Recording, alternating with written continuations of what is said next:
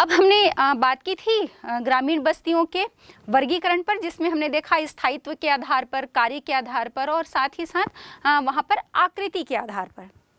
इन सब के अलावा हम देखेंगे कि कुछ जो ज्यामितीय आकृतियाँ होती हैं, जो कहीं पर कोई भी किसी भी प्रकार की, चाहे वो ग्रामीण बस्ती हो, नगरीय बस्ती हो, या सघन बसी हुई या प्रकीर्ण बस्तियाँ, स्थायी या अस्थायी बस्तियाँ हों, तो ये किसी न किसी एक ज्यामितीय आकृति का अनुसरण करती हुई बस्ती हैं। तो कुछ इस प्रकार के प्रतिरूप जो हैं वो किसी क्षेत्र में विकसित हो जाते हैं।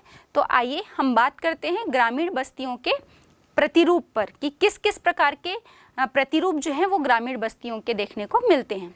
ग्रामीण बस्तियों के प्रतिरूप पर हम देखें तो इसमें भी सबसे पहले हम देखते हैं जैसे विन्यास के आधार पर, मतलब जहाँ पर वो बस्ती, ग्रामीण बस्ती विकसित हुई है, कोई बस्ती मैदानी क्षेत्र में है तो उसे मैदानी बस्ती कह देंगे, या कोई पठार के ऊपर विकसित हुई है तो पठारी बस्ती हो गई, कोई किसी तटीय क्षेत्र में बसी हुई है तो उसे तटीय बस्ती।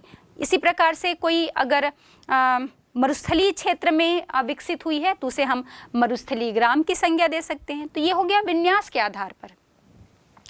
इसके बाद हम देखते हैं कि कार्य के आधार पर ही कुछ ग्रामीण बस्तियों का नामकरण कर दिया जाता है। जैसे किसी ग्रामीण बस्ती में हम देखेंगे कि मुख्य रूप से जो लोग हैं वो मछली पालन का ही कार्य करते हैं, वहाँ पर अधिकतर लोग जो हैं वो उसी कार्य में संलग्न हैं, तो उसे मछुआरा ग्राम की संज्ञा दे दी जाती है।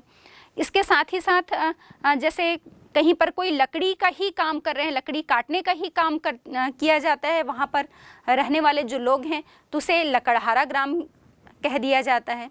तो कार्य के आधार पर भी इन बस्तियों के प्रतिरूप हमें देखने को मिलते हैं, और इन सभी के साथ हम देखेंगे कि कुछ ज्यामितीय आकृतियाँ होती हैं। ज्यामितीय आकृतियाँ के आधार पर ग्रामीण बस्तियों का वर्गीकरण। तो सबसे पहले हम देखते हैं रेखीय प्रतिरूप या लीनियर पैटर्न। लीनियर पैटर्न जैसा कि आप इस डायग्राम के माध्यम से देख भी पा रहे होंगे कि इस प्रतिरूप के जो गांव होते हैं वो किसी एक सड़क मार्ग हो गया, या कोई रेल मार्ग है, या कोई नदी प्रवाहित हो रही है, तो इन सड़क मार्ग, रेल मार्ग या नदी के समानांतर ही उसके दोनों छोरों पर बस्तियां या अधिवास जो हैं वो विकसित हो जाते हैं, उसके समानांतर। तो ये जो प्रतिरूप बनता है वो एक रेखीय प्रतिरूप या लीनियर पैटर्न की भांति विकसित हो जाता है, क्योंकि उस नदी, सड़क या रेल मार्ग के समानांतर ही जो बस्तियां हैं वो विकसित हुई हैं। तो एक रेखा के आकार की वो नज़र आती हैं, जिसके कारण उसे लीनियर पैटर्न की संज्ञा दी जाती है। अब दूसरा हम देखते हैं इसी में क्रॉस या चौक पट्टी। तो जहाँ कहीं भी कोई मार्ग जो है वो चारों ओर से आकर एक दूसरे को समकोण पर काटते हैं, तो वहाँ पर मतलब एक मार्ग सीधे गया हुआ है, इस डायग्राम से आप देख पा रहे होंगे कई मार्ग जो गए हुए हैं और उनके समानांतर और अन्य मार्ग, दूसरे जो मार्ग हैं वो उन्हें समानांतर 90 डिग्री पर या हम कहें कि समकोण पर काट रहे हैं, तो उसे क्रॉस या चौक पट्टी प्रतिरूप भी कहा जाता है। अगला है तारक प्रतिरूप। तो इस प्रतिरूप का निर्माण तब होता है जब किसी एक गांव में या उस गांव के केंद्र में कई दिशाओं से, अनेक दिशाओं से रास्ते जो हैं, मार्ग आकर उस गांव के केंद्र में मिलते हैं, या फिर हम ये कहें कि एक गांव के केंद्र से अलग अलग दिशाओं की तरफ अलग अलग मार्ग जो हैं वो जाते हैं। तो ये जो आकृति बनती है वो एक तारे के प्रतिरूप का निर्माण हो जाता है, क्योंकि इन मार्गों के सहारे ही मकान जो है वो बना लिए जाते हैं, इन रास्तों के, इन मार्गों के दोनों छोरों पर। तो एक तारा प्रतिरूप का या एक स्टार लाइक पैटर्न का जो है वो निर्माण होता है, जिसे तारक प्रतिरूप की बस्तियां कहा जाता है। इसके अलावा हम देखते हैं टी शेप्ड पैटर्न या टी आकार प्रतिरूप की जो बस्तियां होती हैं। तो ये बस्ती तब विकसित होती है या ऐसे क्षेत्र में विकसित होती है जहां पर एक मार्ग जो है वो दूसरे से लगभग आकर समकोण पर मिलता है। तो जो अंग्रेजी का टी अक्षर है, इस प्रकार की आकृति या प्रतिरूप का निर्माण होता है। फिर नेक्स्ट है आपका गोलाकार प्रतिरूप या सर्कुलर पैटर्न।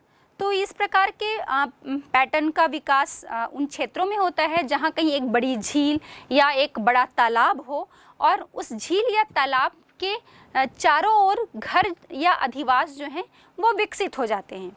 और जैसे जैसे हम इन झील और तालाब के बाहर की तरफ और बढ़ते जाते हैं तो हम देखेंगे कि उन पूरे क्षेत्रों में एक प्रकीर्ण बस्तियां जो हैं वो विकसित होती जाती हैं। तो इस प्रकार से जो बस्तियां विकसित होती हैं उसे गोलाकार प्रतिरूप या सर्कुलर पैटर्न की बस्तियां कहा जाता है। हम भारत में देखें तो स्पेशली पश्चिम बंगाल में हम चले जाएं या उत्तर प्रदेश में चले जाएं तो इस प्रकार के गोलाकार प्रतिरूप में बस्तियों का अधिक विकास वहाँ पर देखने को मिलता है। अब फिर नेक्स्ट है युग्म या दोहरी आकृति। तो जब कभी भी किसी कोई जो सड़क होती है वो नदी या नहर के द्वारा, या हम कहें जब कभी कोई जो एक सड़क होती है वो नदी या नहर को एक पुल के द्वारा पार करती है, तो सड़क और नदी दोनों के ही किनारों पर मकान जो हैं वो विकसित हो जाते हैं। और ऐसी जो बस्तियां होती हैं वो युग्म आकार या युग्म आकृति वाली बस्तियां कहलाती हैं।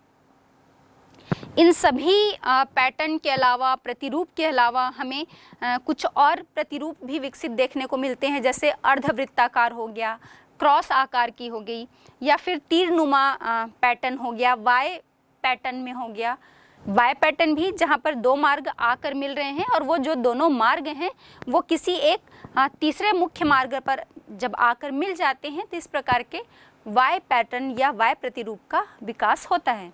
तो हमें ग्रामीण बस्तियों में भी हम देखें तो चाहे वो सन्नत हो, सघन हो या प्रकीर्ण हो, स्कैटर्ड हो, हमें कुछ ये प्रतिरूप जो हैं ज्यामितीय आकार के इन बस्तियों के प्रतिरूप पर हमें नज़र आते हैं। इन सभी के अलावा भी हमने देखा था कि भाई नियोजित बस्तियां भी मिलती हैं कुछ, जो जिन्हें हम आदर्श ग्राम की संज्ञा देते हैं। ये तो हो गई बात ग्रामीण बस्तियों की। अब हम चर्चा कर लेते हैं कुछ नगरीय बस्तियों पर। नगरों का विकास जो है वो एकाएक नहीं हो जाता है। पहले कोई भी बस्ती जो है वो छोटा पुरवा होती है, छोटा सा कस्बा होता है जिसमें 5-6 से लेकर कुछ 10-15 घर होते हैं। फिर धीरे धीरे वो बस्तियां विकसित होती जाती हैं। कुछ दुकान, कुछ संबंधित व्यवसाय जो हैं वो वहाँ पर विकसित होते जाते हैं और वो फिर धीरे से एक नगरीय गांव, नगरीय कस्बा, फिर नगर, महानगर, इस प्रकार से विकसित होता जाता है। तो यदि हम प्राचीन समय से ही बात करें तो ये कोई नवीन घटना हम नहीं कह सकते नगरीकरण को। ये तो प्राचीन समय से ही चली आ रही है और इसके साक्ष्य हम कह सकते हैं जो हड़प्पा या मोहनजोदड़ो सभ्यता के जो नगर हैं ये इसके प्रमाण हमारे सामने प्रस्तुत करते हैं। यदि हम बात करें कि जो आधुनिक प्रकार का नगर है तो आधुनिक प्रकार के की जो पहली नगरीय बस्ती है इसे लंदन को माना जाता है। और लंदन की जो जनसंख्या थी वो 1810 में 10 लाख थी। और यदि हम 1982 में चले जाएं तो विश्व के लगभग 175 नगर जो हैं वो ऐसे हो गए थे जिनकी जनसंख्या 10 लाख थी। और इसी प्रकार से यदि हम 1800 की बात करें तो सन 1800 में विश्व की मात्र 3% जनसंख्या ही नगरीय जनसंख्या थी। और अगर वर्तमान समय में देखें तो इसमें इतना चेंज आ गया है कि वर्तमान में ये संख्या बढ़कर 48% हो गई है। तो नगरीय बस्तियों का जब हम वर्गीकरण करते हैं या हम ये कहें कि ऐसे कौन से आधार बनाएं कि हम पहचान कर पाएं कि ये बस्ती ग्रामीण है या नगरीय है, तो नगरीय बस्तियों के वर्गीकरण के लिए कुछ आधार जो हैं वो हमारे सामने प्रस्तुत है। लेकिन इसमें भी भिन्नताएं हैं। मतलब ऐसी कोई ये कॉमन नहीं है कि हर देश में एक ही आधार को फॉलो किया जाए या माना जाए। ये अलग अलग देशों में अलग अलग आधार जो हैं वो नगरीय बस्तियों के रखे गए हैं। तो सबसे पहले हम देखते हैं जनसंख्या। जनसंख्या का आकार जो है वो नगरीय अधिवास के वर्गीकरण का प्रमुख आधार होता है, या हम कहें कि नगरीय अधिवास की श्रेणी में आने के लिए जनसंख्या की एक निचली सीमा है और वो अलग अलग देशों में अलग अलग है। अगर हम भारत में देखें तो एग्जाम्पल के लिए भारत में ऐसी बस्तियां या ऐसी नगरीय बस्तियां जिनकी जनसंख्या जो है वो 5000 से अधिक है, उसे हम नगरीय अधिवास की श्रेणी में लेकर आते हैं। दूसरा है व्यावसायिक संरचना, मतलब किसी भी अधिवास या बस्तियों में किए जाने वाले कार्य के आधार पर भी हम उसे नगरीय अधिवास या ग्रामीण अधिवास की श्रेणी में लेकर आते हैं।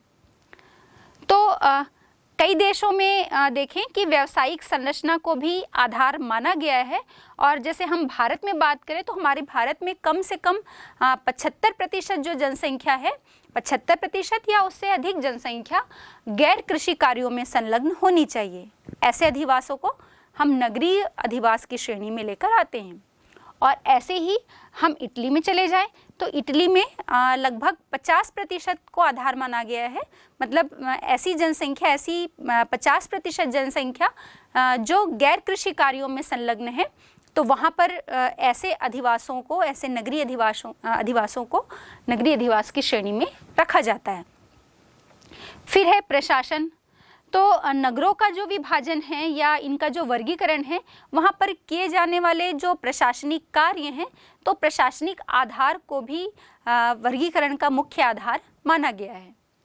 जैसे भारत की ही हम बात कर ले तो भारत में वे सभी अधिवास जहाँ पर कि जैसे नगर पालिका है या छावनी बोर्ड है या जो अनुसूचित नगरीय समितियां होती हैं, जहां पर भी इस प्रकार के प्रशासन से संबंधित कार्यालय या कार्य किए जाते हैं, उन्हें नगरीय अधिवास की श्रेणी में रखा जाता है। फिर है जनसंख्या घनत्व। तो जनसंख्या के आकार के साथ ही साथ वहाँ पर जनसंख्या का जो घनत्व है वो भी नगरीय अधिवास के वर्गीकरण का एक प्रमुख आधार है। और यदि हम भारत में बात करें तो हमारे भारत में जनसंख्या घनत्व जो है वो 400 व्यक्ति प्रति वर्ग किलोमीटर या इससे भी अधिक होना चाहिए, और ऐसे अधिवासों को नगरीय अधिवास की श्रेणी में रखा जाता है। मतलब व्यावसायिक संरचना की जो हमने बात की, प्रशासन से संबंधित व्यवस्था की बात की, जनसंख्या के आकार जिसको हमने देखा था 5000 या उससे भी अधिक जनसंख्या जो है, ये सभी आधार जो हैं वो हमारे भारत में नगरीय अधिवास की श्रेणी के लिए रखे गए हैं। तो ये हो गया नगरीय अधिवास और उसका वर्गीकरण कैसे किया जाए, क्या क्या आधार हो सकते हैं। तो इन सबके नगरीय अधिवासों का जब हम वर्गीकरण करते हैं उनके आकार और प्रशासन से संबंधित व्यवस्था, व्यावसायिक संरचना के आधार पर, तो इनके आकार के आधार पर भी इनका विभाजन किया जाता है। जैसे कि पूर्वा या टोला है जिसे हैमलेट कहा जाता है, फिर नगरीय गांव या अर्बन विलेज, कस्बा या जिसे हम टाउन कहते हैं, नगर या जो सिटी कही जाती है, महानगर या मिलियन सिटी, जिनकी जनसंख्या 10 लाख हो उसे हम मिलियन सिटी कहते हैं, और मेगा सिटी। ये कुछ नगरीय अधिवास के वर्गीकरण हैं। तो इन पर भी हम एक एक करके चर्चा कर लेते हैं। जैसे पहले आता है पूर्वा या जिसे हम हैमलेट कहते हैं। इस प्रकार की जो बस्तियां होती हैं वो हमारे भारत में देखने को नहीं मिलती। यदि हम विश्व के संदर्भ में बात करें तो हम देखेंगे कि मुख्य रूप से इस प्रकार की बस्तियां जो हैं वो उत्तरी अमेरिका में ही देखने को मिलती हैं। और हम ये कह सकते हैं कि उत्तरी अमेरिका में मिलने वाली एक ये छोटे आकार की नगरीय बस्ती होती है, जहाँ जो ना तो पूरी तरह से नगरीय सुविधाओं वाली होती है, या हम इसे पूरी तरह से नगरीय बस्ती भी नहीं कह सकते, और ना ही पूरी तरह से ग्रामीण बस्ती। ये दोनों का एक मिक्स स्वरूप कह सकते हैं। और इसका जो संबंध है वो बड़े बड़े कृषि फॉर्म जो होते हैं उनसे इनका संबंध होता है। और यहाँ पर इन फार्मों में वे जो लोग कार्य करते हैं वो आसपास के ही नगरीय लोग होते हैं और इनका संबंध जो है वो आसपास के गांव से होता है, या हम ये कहें कि हमने देखा कि दोनों की ही विशेषताएं, चाहे वो ग्रामीण अधिवास हो या फिर नगरीय अधिवास, दोनों की ही विशेषताएं जो हैं वो इसमें देखने को मिलती हैं। ये इन किसानों के निवास स्थान यहाँ पर नहीं होते, लेकिन इन पूर्वों को वहाँ किए जाने वाले जो मुख्य कार्य हैं वो वहाँ पर जो आसपास की ग्रामीण बस्तियाँ होती हैं उनकी आवश्यकताओं को पूरा करने के लिए यह जो कार्य है वो किए जाते हैं। तो पहला सबसे छोटी इकाई इसकी होती है हेमलेट या पूर्वा, दूसरा नगरी या बाजार ग्राम, या हम जिसे अर्बन विलेज भी कहते हैं। तो उत्तरी अमेरिका में ही हम इसे देखें, मुख्य रूप से जो कृषि निवास होते हैं या जिसे हम फार्म स्टेट भी कहते हैं, इससे संबंधित जो भी व्यावसायिक केंद्र होते हैं उन्हें इस प्रकार के नगरीय गांव की श्रेणी में रखा जाता है।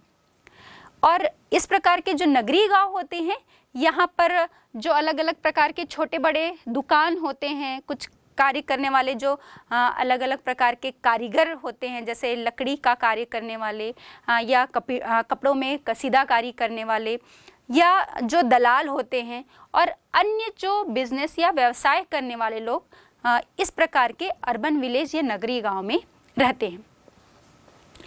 यहाँ जो कृषि कार्य करने वाले जो कृषि निवासी होते हैं, इनकी आवश्यकताओं की इन क्षेत्रों से पूर्ति की जाती है। मतलब कृषि का कार्य तो नहीं किया जाता, लेकिन जितने भी आसपास के जो यहाँ के ग्रामीण क्षेत्र के निवासी होते हैं वहाँ पर इन नगरीय गांव में ऐसे कार्य किए जाते हैं जहाँ से इन आसपास के निकटवर्ती जो ग्रामीण क्षेत्र होते हैं वहाँ रहने वाले लोगों की जो नगरीय सुविधाओं से संबंधित आवश्यकताएं होती हैं, जैसे हमने बात की कि कोई कारीगर हो गया या दुकानदार हो गया, दुकान में मिलने वाली अलग अलग टाइप की जो चीज़ें हो गई, ये सभी जो है इससे संबंधित जो व्यवसाय हैं वो आसपास के लोगों की आवश्यकताओं की, ग्रामीण लोगों की आवश्यकताओं की पूर्ति करते हैं। इसके बाद हम देखें कि अगर हम जनसंख्या की बात करें तो इन गांवों की जनसंख्या जो है वो लगभग 150 से लेकर 600 जनसंख्या तक यहाँ पर होती है। और मुख्य रूप से यदि हम देखें तो संयुक्त राज्य अमेरिका है, रूस है, रूस पूरा परिसंघ हो गया, और इसके साथ ही साथ कनाडा और ऑस्ट्रेलिया, इन देशों में भी हमें इस प्रकार की बस्तियां देखने को मिलती हैं। इसके बाद है कस्बा। कस्बा जो होता है ये पूर्वा और नगरीय गांव से थोड़ा बड़ा होता है। यह हम कह सकते हैं कि कस्बा एक ऐसा क्षेत्र होता है जहां जो नागरिक कार्य होते हैं उनका महत्व बहुत ज़्यादा होता है, और इन कस्बों में ही विशिष्ट प्रकार की क्रियाएं भी पाई जाती हैं और ऐसी क्रियाएं पाई जाती हैं जो सामान्य रूप से गांवों में नहीं मिलती। ये कस्बे जो हैं वो अधिकाधिक रूप से हम देखें या अधिकतर जो इस प्रकार के कस्बे हैं वो किसी सड़क या रेलवे स्टेशन के आसपास ही स्थित होते हैं, और इसके कारण जो आसपास के जो केंद्र होते हैं, जो निकटवर्ती गांव जो होते हैं, ये इनके मुख्य केंद्र होते हैं। और यातायात की सेवाओं से हम कह सकते हैं कि पूरी तरह से ये विकसित होते हैं। यहाँ पर यातायात की सुविधाएं तो मिलती ही हैं, साथ ही साथ अगर हम बात करें तो डाकघर है, पुलिस स्टेशन है, स्कूल है, मेडिकल स्टोर्स हैं, या मनोरंजन के अलग अलग साधन, पिक्चर हॉल की बात करें या हम उद्यानों की बात करें, ये सभी जो हैं वो हमें इन कस्बों में मिलते हैं। यहाँ पर किसी भी प्रकार से म्युनिसिपल बोर्ड जो होता है या छावनी या छोटे नगर पालिका भी जो हैं वो यहाँ पर स्थापित हो जाते हैं इस प्रकार के कस्बों में। और अगर हम देखें तो इन कस्बों और नगरों में बहुत ही कम अंतर पाया जाता है। प्रायः हम देखेंगे कि ये जो कस्बे होते हैं यही समय के साथ और आगे अधिक विकसित होते जाते हैं और यही नगर का विकसित रूप ले लेते हैं, या हम कहें कि एक नगर का आकार ले लेते हैं। इसके बाद होता है नगर या सिटी। सिटी भी हम कहें तो धरातल पर, हमारे इस पृथ्वी की सतह पर हम कहें कि जो मानवीय क्रियाएं अलग अलग प्रकार की होती हैं, इन मानवीय क्रियाओं के से निर्मित एक विशिष्ट प्रकार का सामाजिक संगठन का केंद्र हम इसे मान सकते हैं। और इसके द्वारा उन क्षेत्रों की आवश्यकताओं की पूर्ति होती है। ये एक नगर जो है वो अपने पूरे आसपास के जितने भी ग्रामीण क्षेत्र जो होते हैं या हम छोटे छोटे जो कस्बे आसपास स्थित होते हैं, उन सभी की सेवाओं का, उनकी आवश्यकताओं को पूरा करने वाला एक प्रमुख केंद्र होता है। और इसका एक राजनैतिक हम कह सकते हैं, राजनैतिक भूमिका भी इसकी होती है, राजनैतिक विकास होता है और इसका कार्य क्षेत्र बहुत ज़्यादा विस्तृत होता है। और अलग अलग प्रकार के यहाँ पर जो लोग रहते हैं वो अलग अलग प्रकार के कार्य करने वाले एक बहुधंधी क्षेत्र हम कह सकते हैं, जहाँ पर कार्यों की विविधता जो है या विशेषीकरण उसका देखने को मिलता है। सामान्य रूप से अगर हम कहें तो ये एक क्षेत्रीय केंद्र होता है जहाँ पर परिवहन की सुविधाएं, उद्योग धंधे, खनिज और राजनैतिक और सामाजिक सेवाओं का भी एक केंद्र बिंदु होता है जो नगर होता है। यहाँ पर अलग अलग प्रकार की हमने कहा ही कि उद्योग धंधे तो है ही, धंधे या कार्यों में विशेषीकरण, विविधता जो है वो देखने को मिलती है। फिर चाहे वो बिजनेस से संबंधित अगर हम दुकान की बात करें तो अलग अलग प्रकार के दुकान हो गए, व्यापारिक केंद्र हो गए, वाणिज्यिक केंद्र, या शिक्षण संस्थानों में भी हम कहें कि बहुत सारे चॉइसेस जो हैं, वैरायटियाँ यहाँ पर देखने को मिलती हैं। अलग अलग प्रकार के प्रशासनिक कार्यालय भी यहाँ पर स्थित होते हैं और साथ ही साथ मनोरंजन के जो साधन हैं वो भी यहाँ पर हमें विकसित अवस्था में देखने को मिलते हैं जो नगर होते हैं। नगर के बाद आता है आपका महानगर। महानगर या हम इसे मिलियन सिटी भी कहते हैं। ये सबसे अग्रणी नगरों की जो अलग अलग हम कहें कि डिविजन्स जो हमने देखे, उसमें सबसे अग्रणी नगर होता है मिलियन सिटी या महानगर। और ये जो नगर है ये आसपास के जो छोटे कस्बे या और जो नगर होते हैं, विकसित नगर, इन सब से जो प्रतिस्पर्धा होती है, इन सभी प्रतिस्पर्धाओं से ये बहुत ऊपर उठ जाता है ये महानगर। मतलब आसपास के किसी भी केंद्र से इसकी कोई प्रतिस्पर्धा, कोई कंपटीशन नहीं होता। ये इतनी अधिक विकसित अवस्था में होता है मिलियन सिटी या महानगर। यहाँ पर प्रमुख रूप से हम कहें तो जो वित्तीय संस्थान होते हैं, प्रादेशिक जो प्रशासकीय कार्यालय होते हैं, यातायात का एक वृहद केंद्र बिंदु होता है। चाहे हम वायु मार्ग की बात करें, रेल मार्ग की बात करें या सड़क मार्ग की बात करें, इन सभी का एक प्रमुख रूप से बहुत ज़्यादा विकसित अवस्था के रूप में एक केंद्र बिंदु के रूप में होता है महानगर। यहाँ की जनसंख्या, जैसे हमने मिलियन सिटी कहा, तो 10 लाख से अधिक होती है। अगर हम भारत में देखें तो भारत में वर्तमान में 35 इस प्रकार के महानगर जो हैं वो इस श्रेणी में आते हैं, जिसमें प्रमुख उदाहरण जैसे लखनऊ है, पटना है, हैदराबाद है, ये सभी नगर जो हैं वो मिलियन सिटी के उदाहरण हैं। 1800 की यदि हम बात करें, सन 1800 में लंदन जो है वही मिलियन सिटी था, एकमात्र महानगर था। और 1850 में हम देखें तो पेरिस भी इस श्रेणी में आ गया। उसके बाद 1860 में न्यूयॉर्क इस श्रेणी में आ गया। तो इस प्रकार से संख्या जो है पूरे विश्व में ही नहीं, अभी वर्तमान में हम भारत की यदि बात करें तो इसमें भी इनकी संख्या, इस प्रकार के महानगर की संख्या लगातार बढ़ती जा रही है। इसके बाद आता है सन्नगर या कॉनरबेशन। सन्नगर का विकास हम ऐसे क्षेत्र में कह सकते हैं जहाँ पर एक जो बड़ा नगर होता है और वो अपने आसपास के जो प्रमुख नगर होते हैं, प्रमुख बड़े नगर होते हैं, वो नगर, मुख्य नगर जो है वो इतना विकसित हो जाता है, इतनी विकसित अवस्था में पहुँच जाता है कि वो आसपास के जो बड़े नगर होते हैं उनको भी अपने में समाहित कर लेता है, अपने में शामिल कर लेता है। और हम भारत में देखें तो जैसे दिल्ली है, गाजियाबाद है, कोलकाता है, ये प्रमुख रूप से सन्नगर या कॉनरबेशन के उदाहरण हैं। और यदि हम विश्व में चले जाएं तो ग्रेटर लंदन है, मैनचेस्टर, शिकागो, टोक्यो, ये भी इसी प्रकार से प्रमुख सन्नगर के उदाहरण हमें मिलते हैं। इसके बाद आता है विशाल नगर या मेगालोपोलिस। मेगालोपोलिस जो है या विशाल नगर की जब हम बात करते हैं तो इस शब्द का ही सर्वप्रथम प्रयोग जो है वो 1957 में जीन गॉटमैन ने किया था। ये एक विशाल नगरों का हम कह सकते हैं कि एक प्रदेश होता है जिसमें कई सन्नगर मिले हुए होते हैं। जैसे एक सन्नगर में एक बड़े नगर के साथ और कई बड़े नगर मिल जाते हैं, ठीक उसी प्रकार मेगालोपोलिस या विशाल नगर में कई सन्नगर जो हैं वो आपस में मिल जाते हैं।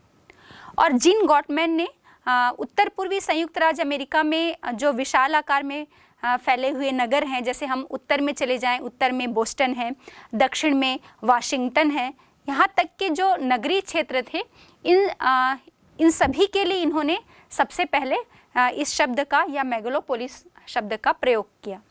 और इसी प्रकार से हम देखें तो एक और मेगालोपोलिस जो है वो जापान जो है वो जापान के होन्शु द्वीप में हमें मिलता है। और इस होन्शु द्वीप में जो ये मेगालोपोलिस नगर है, इसका मुख्य केंद्र टोक्यो और याकोहामा नगर है।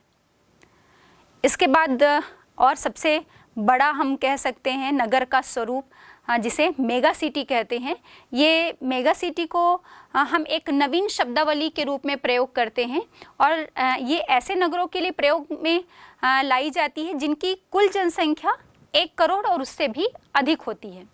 सबसे पहले यदि हम बात करें तो 1950 में न्यूयॉर्क नगर जो है वो इस श्रेणी में आया था, जब उसकी जनसंख्या 1 करोड़ 25 लाख हो गई थी। और यदि हम वर्तमान में बात करें तो वर्तमान में विश्व में इस तरह के 25 नगर हैं और इनकी जो संख्या है वो विकसित देशों में ही हमें अधिक देखने को मिलती है। अगर हम विकासशील देशों की बात करें तो मेगा सिटी की संख्या जो है उन ऐसे देशों में हमें बहुत कम देखने को मिलती है।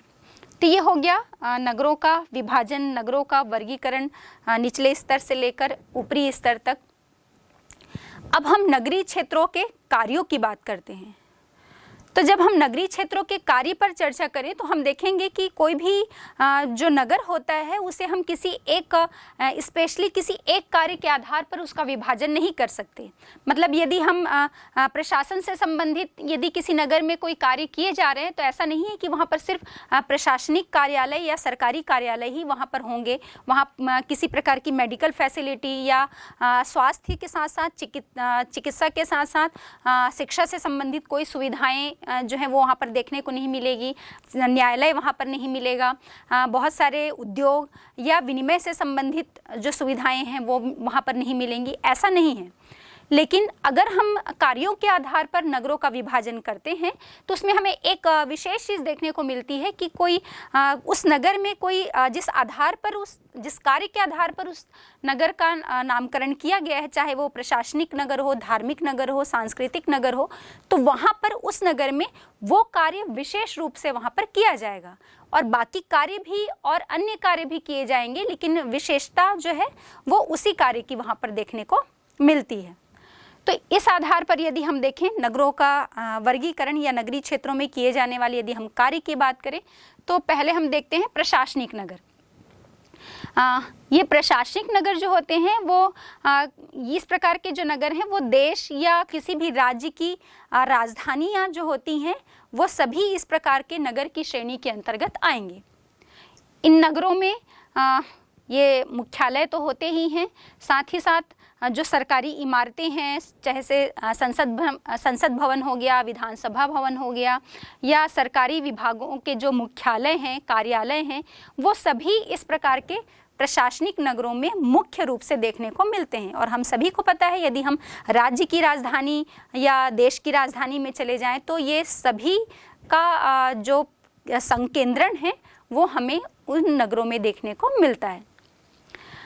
अगर उदाहरण देखें तो विश्व में यदि हम बात करें तो लंदन है, ओटावा है, कैनबरा है, और अगर हम भारत में आ जाएं तो दिल्ली, चंडीगढ़ और हमारे सभी राज्य की राजधानियां इस श्रेणी के अंतर्गत आएंगी। दूसरा है प्रतिरक्षा नगर। प्रतिरक्षा नगर नाम से स्पष्ट हो रहा है कि इस प्रकार के नगर में किसी भी प्रकार की जो सैनिक छावनियां हैं, या हम बात कर लें कि सैनिक दृष्टि से इन नगरों में जैसे नौसेना है, वायुसेना है, थल सेना, जल सेना, इन सब के जो निवास कह सकते हैं, मुख्यालय, अभ्यास केंद्र, प्रशिक्षण संस्थान, ये किसी न किसी रूप में इस प्रकार के नगर में स्थित होते हैं। और यदि हम बात कर लें इस प्रकार के प्रमुख नगरों की, तो हैलीफैक्स हो गया हमारे भारत में, अंबाला है, देहरादून है, जोधपुर है, ये इसी प्रकार के प्रतिरक्षा नगर के ही उदाहरण हैं। इसके बाद तीसरा है सांस्कृतिक नगर। इस प्रकार के जो नगर हैं वो किसी न किसी प्रकार से शिक्षा के केंद्र होते हैं या मनोरंजन के केंद्र हो सकते हैं, कोई धार्मिक केंद्र वहाँ हो सकता है, मुख्य रूप से धार्मिक केंद्र के कारण वो जाने जा सकते हैं। इस प्रकार की सुविधाएं जो हैं वो एक सांस्कृतिक नगर में देखने को मिलती हैं। इसमें भी यदि हम विभाजन देखें तो जैसे शिक्षा नगर है, शिक्षा नगर ये इस प्रकार के जो नगरों का विकास है वो शिक्षा संबंधित कारणों से होता है। जैसे यहाँ पर जो शिक्षा से संबंधित सुविधाओं की बात करें तो बड़े बड़े प्रसिद्ध विश्वविद्यालय, महाविद्यालय की हम बात कर लें, या पुस्तकालय हो सकता है, इन सभी के कारण ये नगर जो हैं वो विकसित होते जाते हैं। जैसे कि हार्वर्ड हो गया, हार्वर्ड, ऑक्सफोर्ड, कैम्ब्रिज, ये प्रसिद्ध रूप से शिक्षा नगर की श्रेणी में आते हैं। यदि हम भारत में बात करें तो हमारे भारत का अलीगढ़ है, रुड़की है, पंतनगर है, शांति निकेतन, खड़गपुर, पिलानी, ये सभी जो हैं वो यहाँ शिक्षा नगर के प्रमुख उदाहरण हैं। इसके बाद हम बात कर लेते हैं शिक्षा नगर के साथ ही साथ सांस्कृतिक नगर का एक प्रमुख उदाहरण जो है वो धार्मिक नगर होता है। धार्मिक नगर जो है, नाम से स्पष्ट हो रहा है कि ये नगर जो है वो धार्मिक महत्व के होते हैं या धार्मिक महत्व के कारण इनको प्रसिद्धि मिली हुई होती है। इसमें जो महान कोई गुरु हो सकते हैं, इनके कारण इनकी प्रसिद्धि हो सकती है। जैसे कि यदि हम बात कर ले वेटिकन सिटी, वेटिकन सिटी जो है वो पोप के कारण, तिब्बत में जो लासा है वो दलाई लामा के कारण, ये सभी जो है वो इनको प्रसिद्धि मिली हुई है। और तीर्थ स्थानों में यदि हम देखें तो जेरूसलम चले जाएं, मक्का है हमारे भारत में, हरिद्वार, वाराणसी, अमृतसर, वैष्णो देवी, मथुरा, वृंदावन, ये सभी जो हैं ये प्रमुख धार्मिक नगरों के उदाहरण हैं। बच्चों, हमने नगरों पर बात की, नगरीय अधिवास पर चर्चा की कि किस प्रकार के होते हैं, इन्हें किस प्रकार से परिभाषित किया जा सकता है, कार्य के आधार पर और आकृति के आधार पर इनका जो वर्गीकरण है उस पर भी हमने चर्चा की। अब आइए हम बात कर लेते हैं नियोजित नगर पर। अभी थोड़ी देर पहले हमने चर्चा भी की थी नियोजित नगर पर। तो जो नगर जो है पहले से ही योजना के अनुसार बनाए जाते हैं उन्हें नियोजित नगर कहा जाता है। जैसे कि हमारे भारत में हम चंडीगढ़ को देख लें तो ये भी एक नियोजित नगर है, और अगर हम विश्व स्तर पर बात करें तो कैनबरा भी एक इसका अच्छा उदाहरण है। तो आइए हम चलते हैं इसी प्रकार के दो नियोजित नगर पर। विश्व में जो दो नियोजित नगर हैं उन पर थोड़ी चर्चा कर लेते हैं, और वहाँ किस प्रकार की स्थलाकृति मिलती है या वहाँ मिलने वाली जो सुविधाएं हैं उन पर हम थोड़ी नजर डाल लेते हैं। इसमें एक प्रमुख नगर है, यदि हम विश्व स्तर पर बात करें नियोजित नगर की, तो अदीस अबाबा। अदीस अबाबा जो है वो इथोपिया की राजधानी है, और यदि हम इसके शाब्दिक अर्थ पर चले जाएं तो अदीस का अर्थ होता है नया, और अबाबा मतलब पुष्प। तो अदीस अबाबा का अर्थ है, पूरा शाब्दिक अर्थ जो है वो नवीन पुष्प है। इस नगर की स्थापना 1878 में की गई थी। ये पूरा नगर पर्वतीय घाटी पर स्थित नगर है, और यदि हम इसके विकास पर चर्चा कर लें तो इस नगर के विकास, यहाँ पर मिलने वाली जो सुविधाएं हैं उस पर इसकी स्थलाकृति का पूरा प्रभाव हमें देखने को मिलता है। जैसे हम बात कर ले यहाँ के राजकीय मुख्यालय प्याजा की, तो ये अरात, आमिस्ट के किलों से चारों ओर से यहाँ पर सड़कें जाती हैं। और यदि हम यहाँ के विकसित बाजार पर बात करें तो मर्काटो जो है वो यहाँ का एक बहुत विकसित बाजार है। हाँ, और कहा जाता है कि जो उत्तर में काहिरा और दक्षिण में जोहान्सबर्ग है, इसके बीच का यह सबसे बड़ा बाजार है। और बाजार के साथ ही साथ हम देखें तो ये शिक्षा का भी एक बहुत बड़ा केंद्र है, जहाँ पर एक विश्वविद्यालय और साथ ही साथ मेडिकल कॉलेज और कई अच्छे स्कूल यहाँ पर स्थापित हैं। ये जिबूती अदीस अबाबा रेल मार्ग का अंतिम स्टेशन भी है। यहाँ पर बोले नामक एक नया हवाई अड्डा भी बनाया गया है। और इथोपिया के इतनी विकसित अवस्था में पहुंचने का प्रमुख कारण यदि हम बात करें तो इथोपिया जो है, इथोपिया के मध्य में स्थित होने के कारण इस नगर ने बहुत ही तेजी से उन्नति की है और यहाँ पर अन्य कई प्रकार के जो कार्य हैं वो संपन्न किए जाते हैं। और चूंकि इस नगर को चूंकि ये नियोजित नगर है या पहले से प्लान के तहत इस नगर को बसाया गया है, तो इसकी स्थलाकृति पर्वतीय घाटी होते हुए भी इसकी स्थलाकृति का प्रभाव जो है वो पूरे नगर पर परिलक्षित होता है। अब ऐसे ही हम एक और नियोजित नगर कैनबरा की बात कर लें। कैनबरा, जैसा बच्चों आप जानते ही होंगे कि कैनबरा जो है वो ऑस्ट्रेलिया की राजधानी है। हाँ, इस नगर की जो योजना है वो अमेरिका के वास्तुविद वाल्टर बर्ली ग्रिफिन ने 1912 में बनाई थी। यहाँ की भूदृश्य की जो प्राकृतिक आकृतियां हैं उनको ध्यान में रखते हुए इसे उद्यान नगर के रूप में विकसित किया गया था और इस उद्यान नगर में लगभग 25,000 निवासियों के रहने की भी व्यवस्था की गई थी। इस नगर के मुख्य रूप से 5 केंद्र थे और हर केंद्र के अलग अलग कार्य थे, लेकिन कुछ दशकों में इस नगर के केंद्र के अलावा कई उपनगर जो हैं इस नगर के आसपास विकसित हो गए हैं और इन सभी उपनगरों के अपने अपने केंद्र हैं। नगर में बहुत अधिक खुले क्षेत्र हैं और इन खुले क्षेत्रों में कई प्रकार के उद्यान और पार्क को भी विकसित किया गया है। तो हमने देखा अदीस अबाबा जो इथोपिया की राजधानी है और कैनबरा जो ऑस्ट्रेलिया की राजधानी है, और ये दोनों ही नगर जो है वो एक विकसित नगर की या हम कहें कि नियोजित नगर की श्रेणी में आते हैं। तो ये तो हो गई बात कार्यों के आधार पर जब हमने नगरों का वर्गीकरण, उनका विभाजन देखा।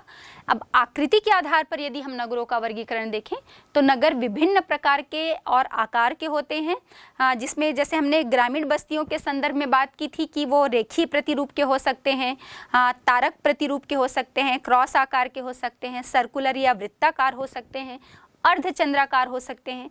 तो ठीक वैसे ही जिस प्रकार से नगरीय बस्तियां भी बसी हुई होती हैं, जिन क्षेत्रों में नगरीय सड़क मार्गों या रेल मार्गों के सहारे या नदियों के सहारे या 2 मार्गों के मिलन स्थल पर या एक से कई मार्ग जहां पर मिलते हैं या एक नगर से कई दिशाओं में मार्ग जा रहे हैं या कई दिशाओं से मार्ग जो हैं वो किसी नगर के केंद्र पर आ रहे हैं, तो इन सभी आधार पर ज्यामितीय आकृति के आधार पर भी हमें नगरों के ये वर्गीकरण देखने को मिलते हैं। बच्चों, ये हो गई बात नगरों के आकृति और उनके प्रतिरूप की। अब हम देखें तो वर्तमान समय में हम जैसे जैसे विकास की तरफ अग्रसर होते जा रहे हैं, आगे बढ़ते जा रहे हैं, तो हम देखेंगे स्पेशली जो विकासशील देश हैं वहाँ पर नगरों की अनेक समस्याओं ने जन्म ले लिया है। हम विकास तो कर रहे हैं, अनेक सुविधाएं भी जो हैं वो बढ़ती जा रही हैं, हर क्षेत्र में हम विकास कर रहे हैं, लेकिन साथ ही साथ इस विकास ने अनेक समस्याओं को भी जन्म दिया है। तो आइए हम उन प्रमुख समस्याओं पर चर्चा कर लें। तो हम देखते हैं कि नगरीय क्षेत्रों के बढ़ने से या नगरों के आकार बढ़ने से विकासशील देशों में मुख्य रूप से कौन कौन सी समस्याएं जो हैं वो उत्पन्न हो रही हैं। तो सबसे पहली समस्या की यदि हम बात करें तो नगरों के आकार बढ़ने से, उनकी वृद्धि होने से क्या दुष्परिणाम या कौन कौन से गलत परिणाम जो हैं वो हमें देखने को मिलते हैं, उस पर हम बात कर लें। हम देखेंगे कि जैसे जैसे नगरों का आकार बढ़ता जाता है, एक नगर और उसके आसपास के जितने भी छोटे नगर हैं वो भी उसमें शामिल होते जाते हैं, और इन नगरों के इस समूह में हम देखेंगे कि जनसंख्या का भार, उसका घनत्व जो है वो बढ़ता जाता है। और लगातार हम अपने आसपास भी देखते हैं कि जनसंख्या का भार बढ़ने के कारण लोगों के लिए आवास संबंधी समस्या जो है वो उत्पन्न होने लगती है। अब उनके रहने के लिए आवास तो आवश्यक है ही, तो इसका परिणाम हम ये देखते हैं कि एक ही भूमि पर कई बहुमंजिला इमारतें जो हैं वो एक के ऊपर एक खड़ी की जाती हैं। तो आवास की समस्या एक मुख्य समस्या तो होती ही है, और साथ ही साथ हम देखेंगे कि जो जनसंख्या बढ़ रही है और रहने के लिए उनके भूमि की या आवास संबंधी समस्या उत्पन्न होती है, तो स्लम जो है गंदी बस्तियों को बहुत ज़्यादा बढ़ावा मिलता है। और जैसे जैसे एक नगर में गंदी बस्ती का विस्तार होता जाता है तो हम देखते हैं कि उन गंदी बस्तियों में बहुत सारे जो सामाजिक दुष्परिणाम, आर्थिक समस्या तो होती ही है, भौतिक समस्या का भी उन्हें सामना करना पड़ता है। जैसे सीवरेज है, गंदगी की समस्या है, तंग गलियों की समस्या, ऐसी ही अनेक समस्याएं। और साथ ही साथ चूँकि वहाँ पर रहने वाले लोग जो हैं वो अशिक्षित होते हैं और छोटे से जगह में रह रहे हैं, तो एक सामाजिक दुष्परिणाम भी इसका हमें देखने को मिलता है। बहुत सारी सामाजिक कुरीतियाँ, रीति रिवाज, इन सभी को भी बढ़ावा जो है वो मिलता है। हम अपने देश में ही बात कर लें अगर, और हम कहीं नहीं जाते हैं, तो कोलकाता की लगभग 1/3 जनसंख्या जो है वो इन गंदी बस्तियों में निवास करती है। और एशिया की सबसे बड़ी गंदी बस्ती या स्लम एरिया जो है वो धारावी है, जिससे हम सभी बहुत अच्छे से परिचित हैं। तो इस प्रकार से नगरों का आकार बढ़ने से ये सारी समस्याएं जो हैं वो जन्म लेती हैं। साथ ही साथ जो मूलभूत सुविधाएं हैं, आवास की समस्या होती ही है, भोजन से संबंधित समस्या, पेयजल और मूलभूत सुविधाओं में भी हमें कमी देखने को मिलती है। दूसरी तरफ दूसरी समस्या की हम बात करें तो उपनगरों का विस्तार और कृषि भूमि का सिकुड़ना। अभी हमने कहा ना कि भाई एक मुख्य नगर और उसके आसपास के जो नगर हैं वो उसमें क्रमशः जुड़ते जाते हैं, क्योंकि जब मुख्य नगर में आवास से संबंधित समस्या उत्पन्न होती है या बहुत ज़्यादा शोरगुल या भीड़ भाड़ जैसी समस्या उत्पन्न होने लगती है, तो लोग जो हैं वो आसपास के उपनगरीय क्षेत्रों की तरफ प्रवास करने लगते हैं।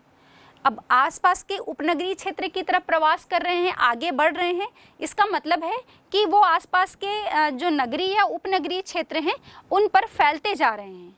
और वहाँ पर उनके फैलाव होने से लगातार जो कृषि भूमि है उनको कैप्चर कर लिया जाएगा, उस पर अधिग्रहण कर लिया जाएगा।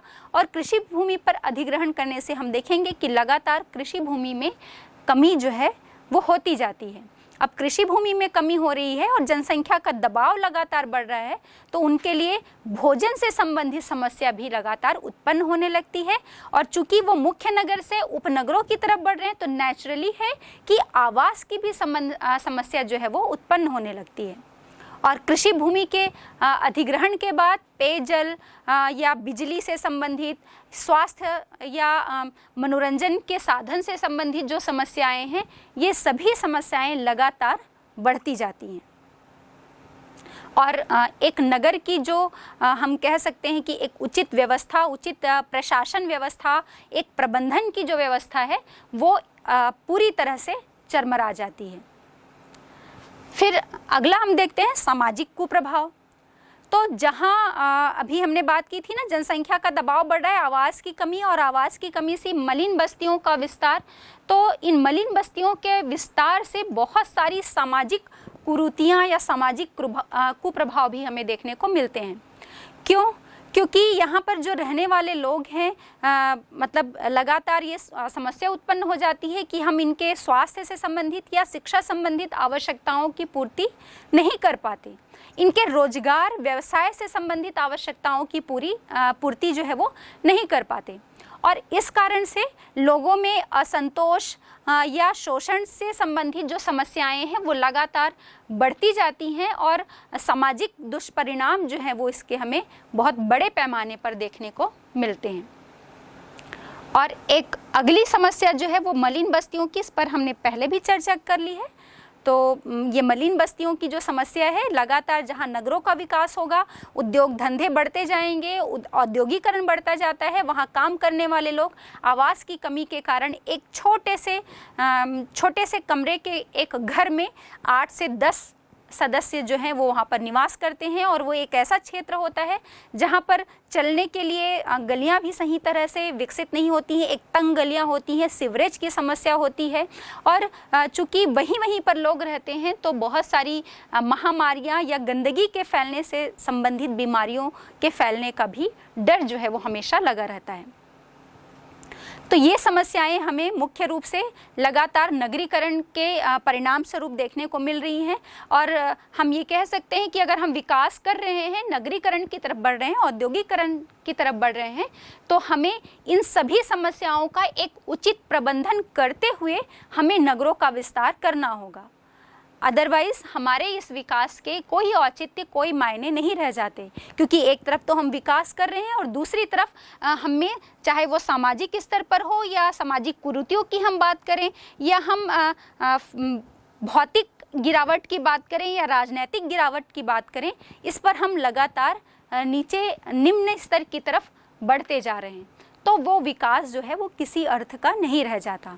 तो हमें एक उचित प्रबंधन, एक कुशल प्रबंधन की हम बात करें तो ज़्यादा सही होगा कि एक उचित पॉलिसी बनाते हुए, प्रबंधन की व्यवस्था करते हुए हमें अपने इस नगरीकरण और औद्योगिकरण की तरफ बढ़ना होगा और इन समस्याओं से निजात पाना ही होगा। तभी हम विकास की एक उचित अवस्था को पा सकते हैं। बच्चों, ये मानव बस्तियों का चैप्टर था आज जो हमने पढ़ा, जिसमें हमने ग्रामीण बस्तियों के विषय पर बात की, नगरीय बस्तियों के विषय पर बात की।